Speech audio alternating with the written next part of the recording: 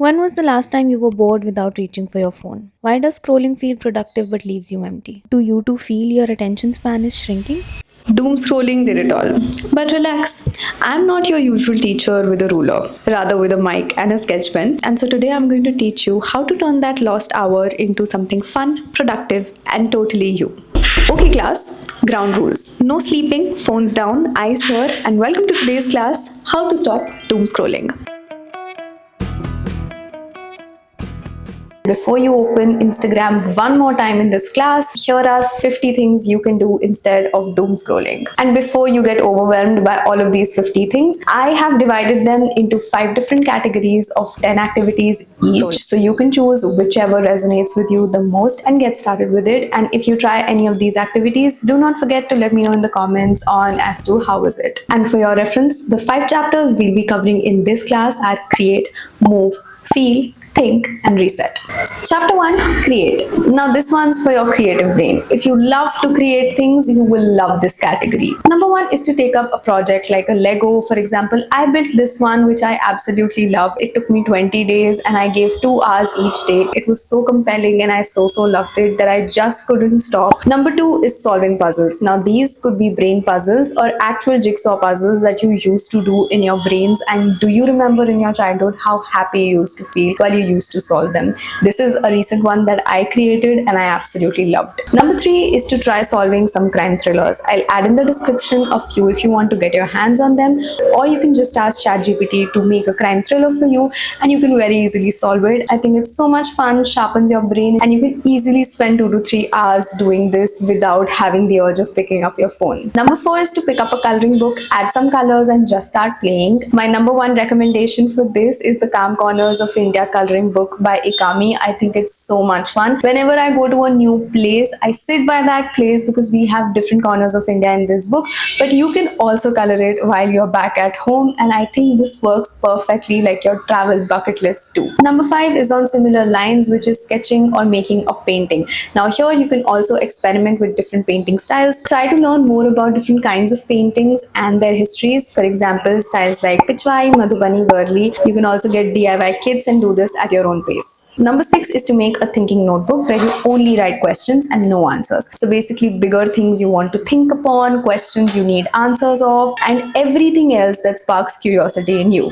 Number 7 is to junk journal, where you basically collect everything that you have. For example, if I junk journal about a trip, I take my boarding pass, everything else in bits and pieces that I have from the trip as a memoir, and stick it very randomly in a journal, and there you go, your junk journal is ready. Number 8 is to create a Pinterest mood board of an upcoming project. It could be your new room, your home, a project that you're recently working on, or just something that you really like, or maybe just your vision board. Number 9 is to try cooking a new dish that is completely out of your comfort zone. For example, a dish that you've never eaten. It could be an international cuisine like a sushi or a panta bhat that you've never tried, which by the way tastes delicious. Number 10, and the last thing for you to try creating, is a dummy website on Shopify. Learn how to design websites and put in all your creativity. Experiment with themes, color palettes, elements, and create something that you can call your own. Okay class, good going. Chapter 1 finishes here, and let's move on to chapter number 2, think. Now here are 10 tasks / activities for when your brain craves for depth. Number 1, and my favorite thing to do, is pick one thing around you and start digging up. It could be as simple as, why is a laptop called a laptop? And trust me, when you start researching, maybe on Google or on ChatGPT, you'll go into such amazing rabbit holes that you'll discover things you'd never even thought of. Number 2 is to watch a thought-provoking movie or a short film. I've given multiple suggestions, but my favorite ones will still be short movies like Rogan Josh and Chutney, which are freely available on YouTube, and you should definitely check it out. And if you have 2 hours to spare, please watch Masan. And if you have similar movie recommendations, please do give me in the comments. Number 3 is to play games like Wordle or Sudoku, which are also very easily available on your phone. They're not only fun, but also make your brain do a little bit of gym. Number 4 is to learn any small basic skill from YouTube. Right from learning to solve a Rubik's Cube or to understand how to make the perfect pizza batter, I think you can do it all all on YouTube if you want to and when you want to. Number 5 is to do a personality analysis on ChatGPT. Just give ChatGPT this prompt and he'll give you your personality type. Not just this, you can ask ChatGPT to give you hidden blind spots in your personality and what can you improve on. Trust me, it sounds very intrusive, but ChatGPT ke results are almost 99% accurate. Number 6 is similar and will require ChatGPT, but take up psychological puzzles on ChatGPT, not math, but psychological puzzles, because this helps you analyze your emotional quotient. And not just that, you can also do your emotional regulation using these puzzles. Number 7 is to learn to solve one basic logic or reasoning problem. If you want, you can follow channels like these. I've watched multiple videos here. For example, can an infinite hotel ever be sold out? I think that's so thought-provoking and just instantly sharps your brain when you watch these videos. Number 8 is to go for a heritage or a food walk in your city. I'm definitely sure that this is now happening in almost all tier 1 and tier 2 cities in India, where you can actually learn about the actual heritage, culture and food history of your city from experts and be shocked that you never knew about these smaller nitty-gritties even after living in these cities for so long. Number 9 is very specific, but try watching old TV ads on YouTube. They're all available because I think some of these are so nostalgic, and if you're somebody who's into advertising, these work as amazing case studies and lessons. For example, the OG Fevicol ad that has recently started blowing up, the musicality and the way it's shot, I think no other ad in India has been able to match that. And last but not the least is sit and analyze one scene from a movie, just one scene, not the entire movie, frame by frame, to understand the filmmaker's thought process and why did a certain thing happen a certain way. I think this is so amazing, and the perfect case study for this is Three Idiots, because I love how in almost every scene they've used this 3-act pattern, which works amazingly. Okay, now 2 chapters down, 3 more to go. This is chapter number 3, Feel. This is for when your nervous system is actually tired and needs some rejuvenation. Number 1 is to make a I'll do this one day list. This could be as big as one whole notebook or as small as a small piece of paper. Write literally everything that you want to do, from scuba diving or a paragliding to maybe writing a book one day, owning a house, anything and everything that you want, because this I think helps you broaden the horizons of your thoughts and dreams. Number 2 is to read 2 pages of a fiction book, physical book, not on screen, and a fiction book, not self-help. Trust me, that does help. Number 3 is going out for a walk. No noise, no podcast, no music, no headphones, just you and the nature. Number 4 is to make a feel-good playlist. Add every song that makes you feel good, every song that you might have forgotten and did accidentally found out recently. Please add them in this playlist before you forget about them again. Number 5 is to do a digital declutter. It somehow rewires my brain just how my room declutter also does. When I have storage on my phone, I just feel better. And please, for God's sake, delete those screenshots that you're never ever going to use again. Number 6 is actually very interesting. Record voice notes to yourself that you can listen to in the future whenever you're feeling overwhelmed, drained, or not good enough. You can maybe even create different voice notes for different emotions, and I think these would be so interesting to listen to when you're actually going through those emotions.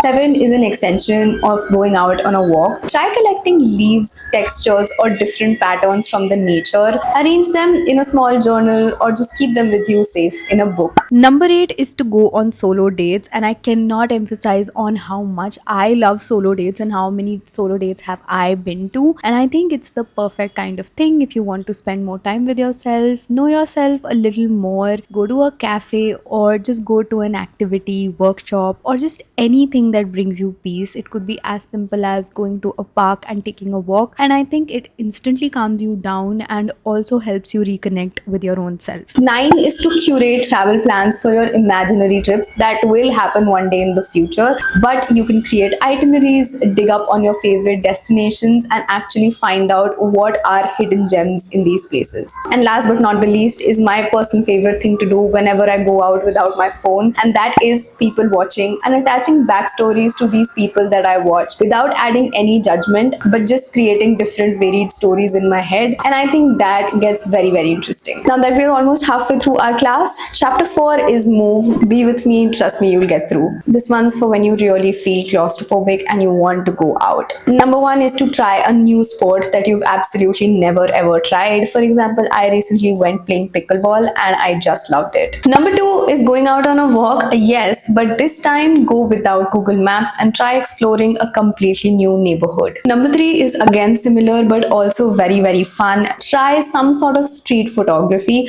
or going for a color walk where you basically choose one color. For example, if I choose red, I'll try to spot red everywhere that I go or move, and I'll click or take videos of it, and you can compile it and make a reel out of it. Number 4 is to go out and attend different kinds of workshops. It could be an art workshop or a cooking workshop or a clay or a pottery workshop. I think these things are fun to learn and also help you network with a lot of strangers. Number 5 is an extension of number 4, which is to try and attend a calm musical show which only has music, no songs, to calm your nerves. Number 4 is to explore new cafes with newer concepts around your neighborhood. For example, these days we have dog cafes, painting cafes, cafes where you can actually do pottery, cafes where you can make your own sushi or pizza or ramen. I think all of this is so much fun. Number 7 is to go out and try to doodle or sketch whatever you see, no matter how badly, but try. Number 8 is highly underrated, but indulge yourself in a self-pamper session at a salon. It could be anything that you've never really tried, from basic simple manicure to getting your eyebrows done, anything and everything that makes you feel good. Number 9 might sound weird, but it is to try to learn a magic trick and perform it in front of your loved ones. The kind of curiosity you see on their faces, that's what I'm talking about. And number 10, now that you've gone out, a very underrated activity is cloud watching. Of course, provided you don't live in NCR, because here we don't get to see clouds, but if you do, I think cloud watching could be an amazing activity. I have to say, well done. We're almost there, and the last chapter is called Reset. Now this is for when your brain just needs a break. Number 1, extremely nostalgic, to go through your childhood albums, your albums from school, watching your old annual day pictures. This activity almost every time makes me happy. I don't know about you, but I think you should definitely try this out the next time you're bored. Number 2 is to reread your old journals or diaries. It feels weird to read how 3-4 years back something that seems so small now was such a big problem in my life. Number 3 might be very unexpected, but just wrap yourself in a blanket and for a while just do nothing. Just let your thoughts pass by and be an observer of your own thoughts. Number 4, again nostalgia pro max, but revisit old YouTube creators that you used to watch. I think this always makes me happy. I used to watch channels like My Froggy Stuff back when I was a kid, and I think whenever I go back to those videos, I become a kid again. Number 5 is to take an everything shower. This is something that I do weekly or fortnightly, and trust me, this 1 hour of my everything shower is the most calming time of my week, because I take my time to groom myself, to use a nice body scrub, wash my hair, take care of my body, and just be in the moment and be with myself. Number 6 is to make a collage. Not the one we make right now, but if you remember, in our school art and craft books, we used to create a collage where we used to tear out small pieces of glazed paper and actually paste all of these torn pieces on an artwork. I think I've not done it in years, and I'll definitely do it sometime very soon. Number 7 is reading your old emails or old text messages. I think this kind of nostalgia is genuinely unmatched. Number 8 is to revisit old TV shows that you used to watch. For me, my personal comfort watch is Sarabhai vs. Sarabhai whenever I'm not feeling nice, and I don't know, it just makes me escape into a different world, and I love it. Number 9 is to write one paragraph, but not descriptively, but visually, like a filmmaker would describe something. For example, 10 different lines to describe how just the light of this lamp falls on that wall. Think about it. And last but not the least is to create a life highlights map. Basically, take out printouts of pictures of all your life's highlights, cut them out, and make a literal scrapbook out of it. Okay, well done, class. You are through all 5 chapters of the class of how to stop doom scrolling. I hope this class helped you. And one key takeaway I want you to have from this class of mine is boredom isn't the enemy, not creating is. And your phone isn't bad, your habits are. So the next time you have the urge to scroll Instagram again, try any of these activities and let me know in the comments if this one helped you. Do consider liking, sharing, and subscribing to my channel, and I will see you again 11 a.m. next Sunday. Okay, bye.